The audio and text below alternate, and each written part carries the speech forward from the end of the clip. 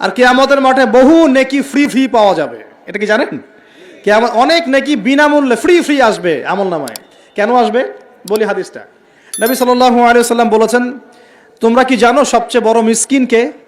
দরিদ্র মানুষকে, মিসকিনকে। সাহাবীরা বলছেন, আমরা তো মনে করি যার সম্পদ কম সেই মিসকিন।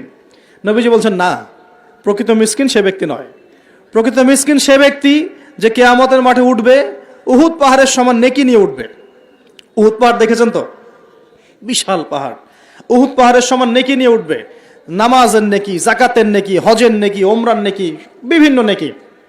কিন্তু দেখবে সামনে বহু মানুষ দাঁড়িয়ে আছে। কেন দাঁড়িয়ে আছে?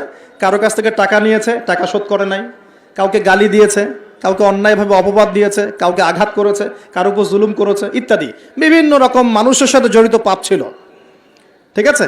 কারো গীবত করেছে, কাউকে তহমত দিয়েছে ইত্যাদি। এখন আল্লাহ পাক বলবেন, এই ব্যক্তির নেকির যে পাহাড় আছে এখান থেকে নেকি নিয়ে ওদেরকে দিয়ে দাও। বলেন নাউজুবিল্লাহ। নেকি আস্তে আস্তে ট্রান্সফার হবে। এই যে আমরা যে ব্লুটুথ শেয়ার ইট, মনে আছে? ব্লুটুথ শেয়ার ইট পাস হয় যেভাবে, আল্লাহ পাকের প্রযুক্তি হবে আরো অনেক অনেক উন্নত।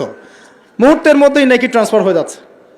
এরপর নেকি যেতে যেতে সব নেকি যদি শেষ হয়ে যায়, আল্লাহ না করুক, তখন আল্লাহ পাক ফেরেশতাদেরকে বলবেন, ওদের গোনাগুলো থেকে গোনাগুলো বেছে বেছে এর আমল নামে যুক্ত করো। বলেন নাউজুবিল্লাহ। এরপর এই ব্যক্তি এই বিশাল বিশাল নেকি অর্জন করার পরেও জাহান্নামে যেতে হবে। আল্লাহ পাক হেফাজত করুন আমাদেরকে, বলি আমিন।